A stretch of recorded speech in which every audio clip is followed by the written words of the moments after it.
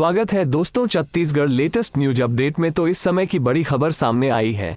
Chhattisgarhi singer की अनोखी अंतिम विदाई, शव के सामने हुई संगीत संध्या, पिता दोस्तों ने गाए गीत, ब्रेन हेमरेज से हुई थी मोनिका की मौत।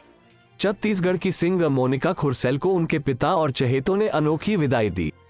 अंतिम यात्रा से पहले बेटी की याद में पिता ने संगीत संध्या रखी, जिसमें उन्होंने खुद भजन गाकर संगीत की दुनिया में नाम रोशन करने वाली बेटी को विदा किया।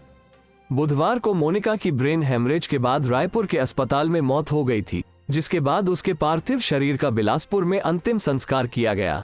छत्तीसगढ़ी गीतों में अपनी अलग पहचान बनाकर कामयाबी की ओर आगे बढ़ रही मोनिका ने बहुत कम उम्र 25 साल में परिवार के साथ संगीत प्रेमियों को अलविदा कह गई। भले ही मोनिका अब इस दुनिया में नहीं रही, लेकिन छत्तीसगढ़ी में गाए उनके गीत हमेशा गूंजती रहेगी। दरअसल बिलासपुर के हेमू नगर की रहने वाली सिंगर मोनिका ब्रेन हेमरेज के बाद रायपुर के निजी अस्पताल में भर्ती थी। आर्थिक तंगी और गरीबी के चलते समय पर इलाज नहीं मिला और उसका ऑपरेशन देर से हुआ, जिसके चलते बुधवार की सुबह मोनिका की मौत हो गई। मोनिका के पिता प्रमोद खुरसेल पेशे से वकील है और वो मोनिका के पहले गुरु भी हैं। पिता ने मोनिका की मौत के बाद उसकी यादों को संजोकर रखने के लिए संगीत संध्या का आयोजन किया, जिसमें मोनिका को संगीत सिखाने और उसके साथ गाने वाली टीम के लोग शामिल हुए। इस आयोजन में मोनिका के पिता ने रूंधे स्वर में खुद गीत गाकर अपनी लाडली बिटिया को अंतिम विदाई दी।